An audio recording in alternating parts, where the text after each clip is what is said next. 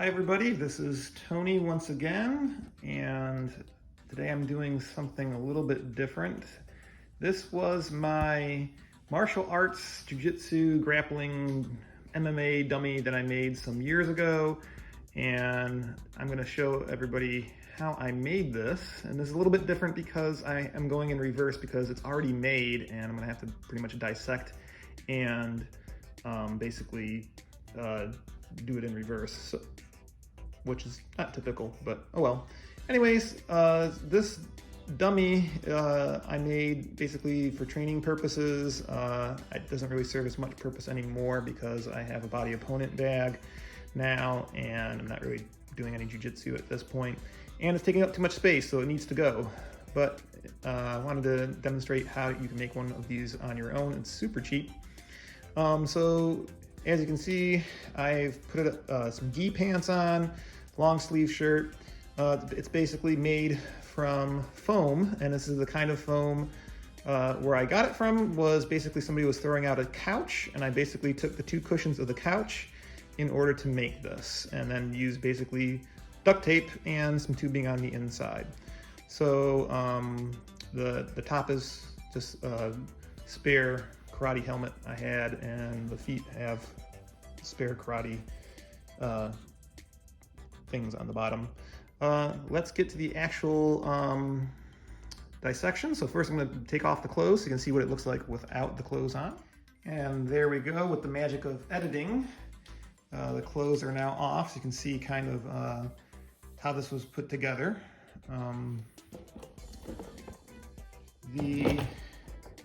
Basically it was the two cushions, and you can see right here where the cushions were in between. Basically they were cut to fit via a reciprocal carving knife that you would use for turkey or for bread. And it goes through this type of foam really quite well. So the foam is cushioning foam, just wrapped up with a lot of duct tape. The process by which I made the actual shape was I basically used my own body and just laid on top of it and basically traced it kind of out myself, took the measurements, made the dimensions. So this dummy's about 5'10", just the same as me. Let's get to the actual meat and potatoes of it. So after the basic shapes were cut, of course everything, it wouldn't be very good if it was just the foam. So I actually had to insert stuff, so I'm going to use the rustiest box cutter I can find. And we're going to go over here and find where I made those incisions to make this all those years ago. I don't know how old this is, maybe 6 to 8, maybe more, maybe even 10. I don't quite remember when this was made.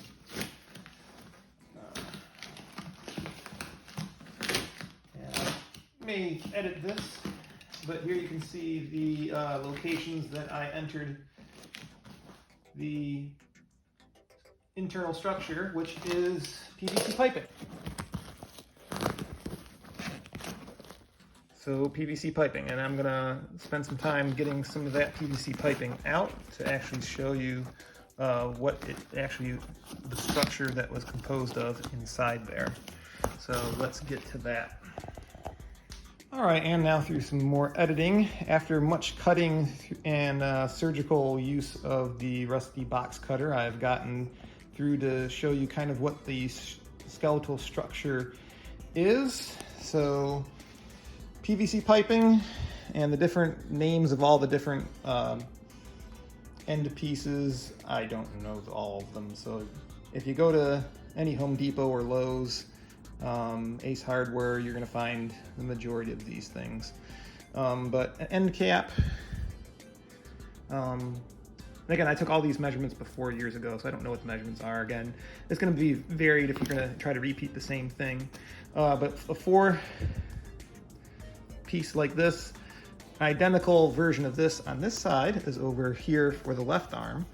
And let me show you the components for the left arm. This is actually more PVC type piping, but it's a tube that is flexible. So that combined with the PVC tube ending that allows for rotation within it. And the rotation is basically because of, well, I'll just pop it right out a little bit more so you can see it. Actually just threaded. And the reason why it works when it's inside is because it's inside the foam. So because it's inside the foam, you're only going to be able to twist it the good 180 degrees worth of flexion. So you're never really going to be able to ever fully unscrew this, so it works perfectly fine. It works great, and in retrospect, this should have been the skeletal components for everywhere in the system, more than likely, but I was trying to go with the most realistic things for joint locks and such, and that was what I came up with, at least for the shoulder, because at least it could go through at least full range of motion. Going down further, it connects down into what I made for the elbow joint, which in retrospect was probably not the best idea, but it worked for the purposes that I had. So I'm going to turn this around so you can kind of have a better idea of what it was. It's basically a hinge. So it was cut right at the elbow. So the idea is it would bend right at the elbow. I also added this bit of wire that would go underneath one of the screws and here, and one underneath the screws here, so that when you're pulling on it, it doesn't actually separate. Okay, so it would be a full flexion. Now, of course, I practiced arm bars on this, of course. So when you're practicing an arm bar on this, yeah, it pretty much snapped internally, more than likely. Although it might have snapped from my disassembly that I was just doing. I don't quite know exactly how reliable that was, but at least it was reliable enough to see that all of the components stayed in place in terms of the screws, so that was nice. Then moving down towards the wrist, and I have these two type of PVC components for the end here, and again, these are threaded, so it allows for supination and pronation, and I'm just going to, it's hard to do this with one hand. There we have the one end, and then the threaded end. They go in against each other to allow for supination, pronation of the wrist. Now, I don't have any component on the inside of this for wrist motion, which is also kind of a drawback, but I couldn't really figure out one at the time. But the inside of this, I'm going to cut open and show you next how I did the hand. Of course, this looks very messed up because this is years old, and the duct tape has not been renewed, and yeah, it's not looking all that great. But when this was fully made, it actually looked like much more like the other hand over here. But I'm going to cut this open and give a demonstration of what that looks like next. Okay, so for reference, this is a right hand. Was made originally by carving out the foam in the shape of a hand, except a bit bigger, so that when you would wrap the duct tape around it, it would compress it a bit.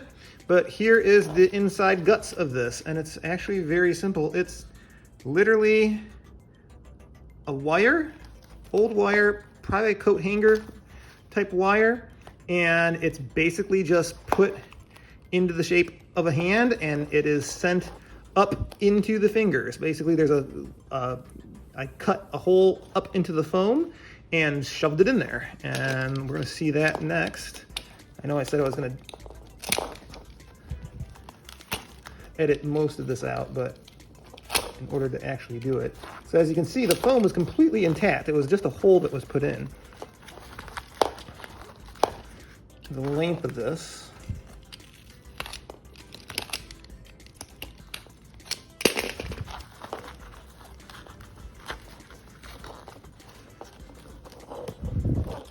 So there's one of the wires.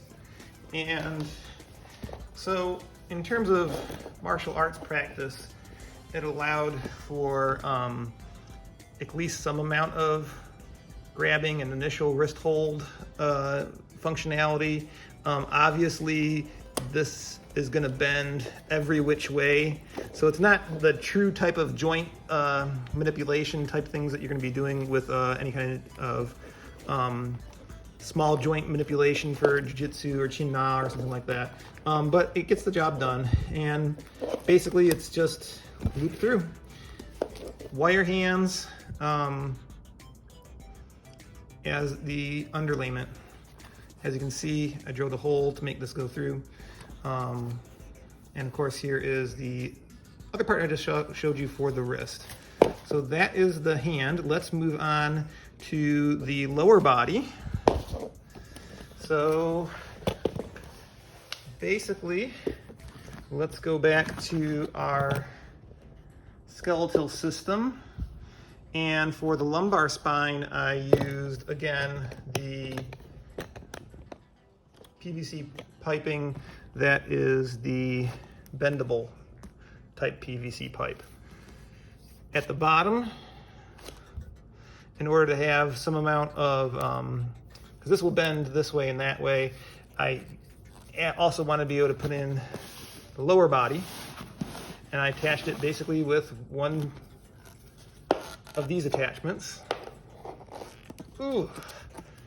And that allowed for a rotational component if I needed it, but pretty much it didn't really need it all that much.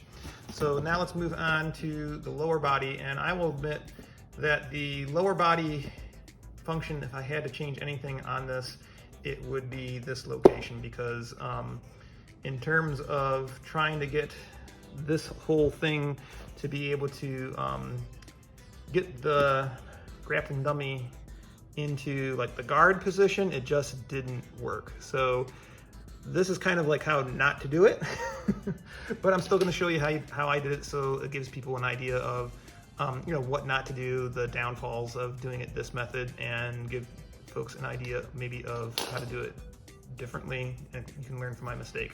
So let me take this apart a little bit. And okay, so some cuts have been made so that you can see the inside skeletal structure here. So here we come to, this would be where skeletal structure enters and attaches here. And again, I have another 4-piece. This side, of course, is the left is just identical as the right, so I'm not going to take the time to cut that out and put on video. But here is the other structure.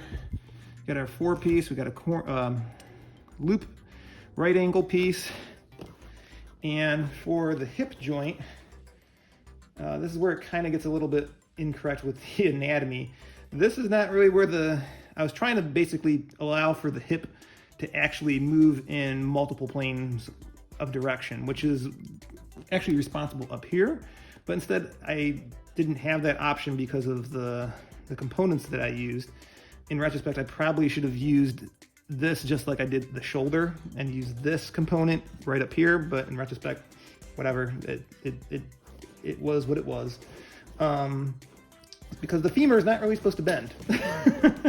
It's not supposed to bend like that, but whatever. And then I came down, and once again, another hinge mechanism.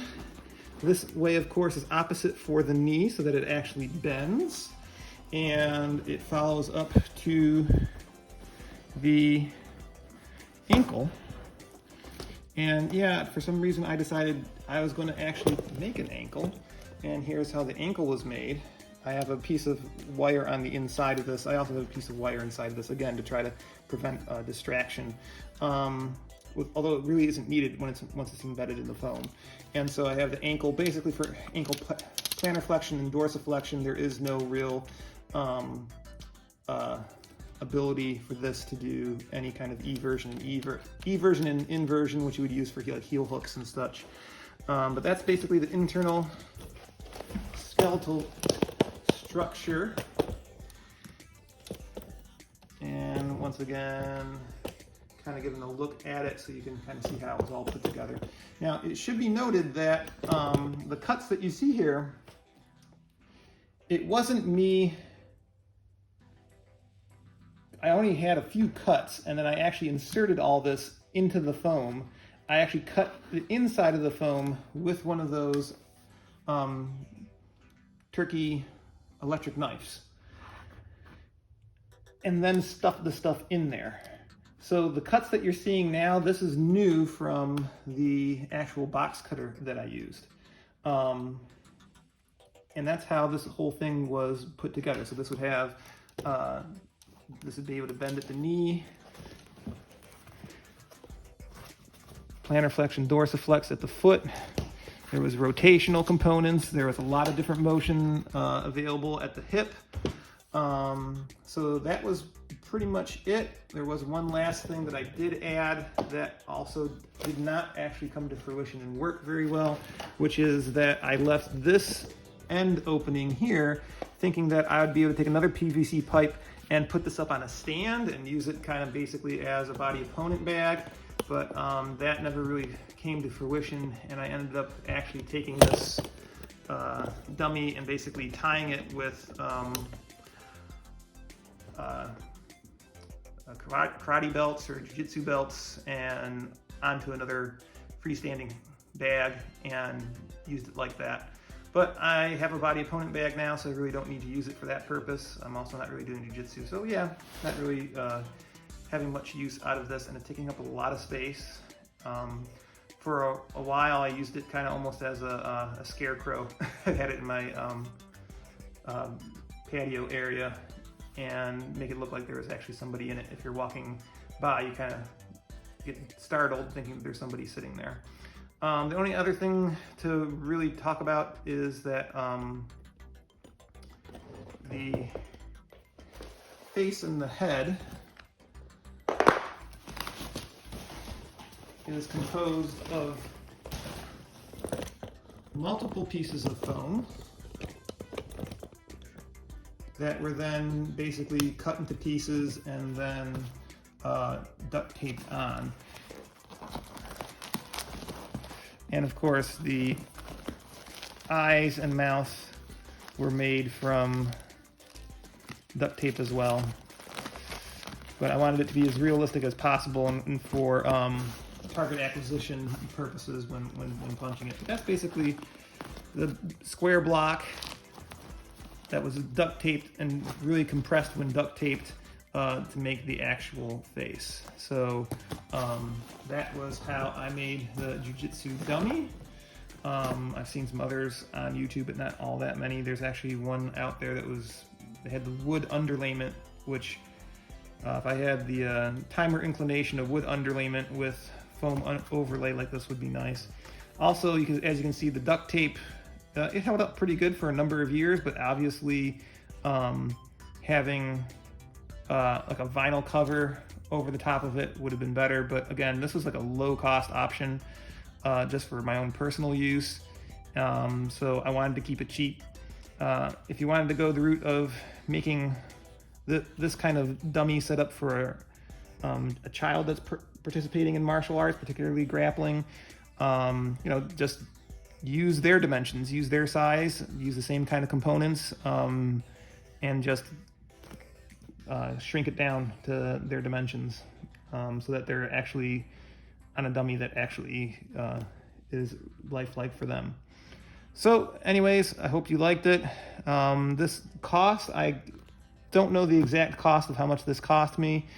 That being because it's a cost of what a duct tape costs, the internal components, which might have been $15. I might have had some of this other stuff, some of the PVC lying around for other projects, the hinges lying around from other projects, certainly the screws from other projects, the wire I probably had from other projects laying around in my garage. So the big thing is the foam. If you go out and try to buy foam like this directly yourself, it is pretty expensive. That's why I got it from an old couch. That's it. Hope you liked it. Comment, like, subscribe, all that kind of stuff, and I will see you next video. Bye-bye.